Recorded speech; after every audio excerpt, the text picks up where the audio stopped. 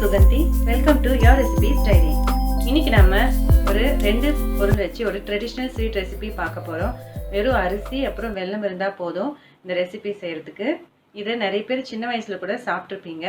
அப்படி இந்த ரெசிபியை பற்றி உங்களுக்கு தெரிஞ்சிருந்தா மறக்காமல் இந்த ரெசிபியோட பேர் என்னன்றதை கமெண்ட்டில் சொல்லுங்கள். வாங்க இப்போ வீடியோக்குள்ளே போகலாம். முதல்ல ஸ்டவ்வில் ஒரு பேன் வச்சுடுங்க. 1 கப் அரிசி சேர்த்து லோ ஃப்ளேமில் ட்ரை ரோஸ்ட் பண்ணிக்கோங்க. நான் புழுங்கல் அரிசி தான் சேர்த்துருக்கேன். கண்டினியூஸாக அரிசியை வறுத்துக்கோங்க. இந்த மாதிரி லைட் கோல்டன் கலருக்கு மாற வரைக்கும் நல்லா வறுத்துட்டு ஸ்டவ் ஆஃப் பண்ணிடுங்க. இந்த அரிசியை அப்படியே ஆற விட்டுட்டு ஒரு மிக்சி ஜாரில் சேர்த்து நல்ல நைஸ் பவுடராக அரைச்சி எடுத்துக்கோங்க.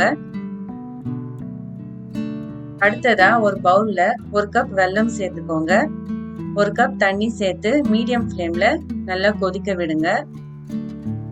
வெல்லமும் தண்ணியில நல்லா கரைஞ்சி வர வரைக்கும் கொதிக்க விட்டா போதும்.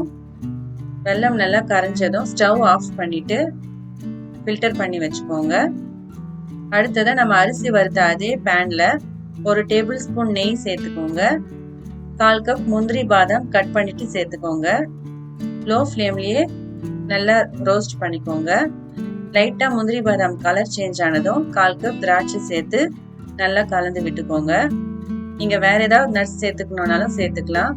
திராட்சை நல்லா பொரிஞ்சு வந்ததும் இந்த நட்ஸை எடுத்து வேற ஒரு பவுலுக்கு மாத்தி வச்சிடுங்க.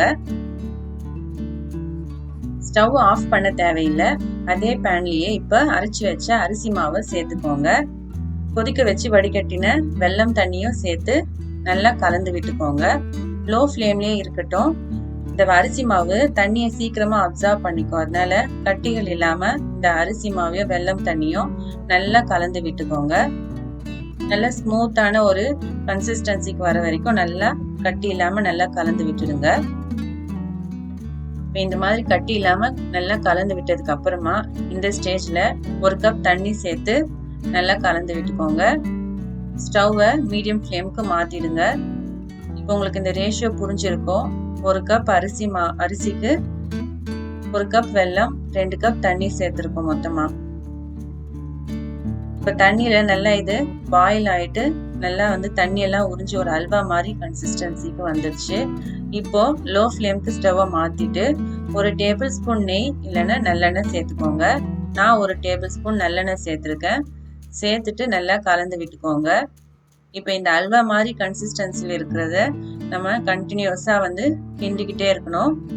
இந்த மாதிரி கிண்டி நல்லா உடைச்சி கிண்டிட்டே இருந்தோம்னா நமக்கு ஒரு உப்புமா மாதிரி ஒரு கன்சிஸ்டன்சிக்கு வரும். பாருங்க, நல்லா உதிர்த்து விட்டு கண்டினியூஸா கிண்டிக்கிட்டே இருங்க. இது ஒரு உப்புமா மாதிரி ஸ்டேஜ்க்கு வந்துடுச்சு பாருங்க. இந்த ஸ்டேஜ்லயே கூட நீங்க ஸ்டவ் ஆஃப் பண்ணிட்டு இந்த மாதிரியே கூட இந்த ஸ்வீட்டை நீங்க எடுத்து சாப்பிட்டுக்கலாம். நான் இன்னும் இதை கண்டினியூஸா வறுத்துட்டே இருக்க போறேன். இப்ப பாருங்க, நல்லா உதிரா வர ஆரம்பிச்சிடுச்சு. இப்ப நல்லா ஒரு மணல் மாதிரி ஒரு கன்சிஸ்டன்சிக்கு வந்திருக்கு பாருங்க. ஒன்னோட ஒண்ணு ஒட்டாம ஒரு டிஃப்ரெண்டான ஒரு டெக்ஸ்டர்ல இந்த மாதிரி ஒரு கன்சிஸ்டன்சி வர வரைக்கும் கண்டினியூஸா வறுத்துக்கோங்க. இப்ப நம்ம ஸ்வீட் ஆல்மோஸ்ட் ரெடி ஆயிடுச்சு. கடைசியா 1/4 டீஸ்பூன் ஏலக்காய் தூள் சேர்த்துக்கோங்க. நல்லா கலந்து விட்டுட்டு வறுத்து வச்சிருந்த முந்திரி திராட்சையும் சேர்த்து நல்லா கலந்து விட்டுக்கோங்க. உங்களுக்கு வேணும்னா 1 டேபிள் ஸ்பூன் நெய் கூட சேர்த்துக்கலாம். ஸ்டவ் ஆஃப் பண்ணிடுங்க. அவ்வளோதாங்க, நம்மளோட only 2 ingredient traditional sweet recipe தயாராகிடுச்சு. இந்த ரெசிபி நீங்கள் ட்ரை பண்ணி பார்த்தீங்கன்னா எப்படி இருந்துச்சுன்றதை கமெண்ட்ல சொல்லுங்க. இந்த வீடியோ உங்களுக்கு பிடிச்சிருந்தா லைக் பண்ணுங்க. உங்க ஃப்ரெண்ட்ஸ் அண்ட் ஃபேமிலி மெம்பர்ஸ்க்கு ஷேர் பண்ணுங்க. இதே மாதிரி நான் போடுற ரெசிபிஸோட லேட்டஸ்ட் அப்டேட்ஸ் உங்களுக்கு வேணும்னா யோர் ரெசிபிஸ் டைரி சேனலை சப்ஸ்கிரைப் பண்ணி கூடவே பெல் ஐக்கானையும் ப்ரெஸ் பண்ணுங்க. மீண்டும் வேற ஒரு சுவையான ரெசிபி வீடியோவில் நான் உங்களை சந்திக்கிறேன். தேங்க்யூ, பாய் பாய்.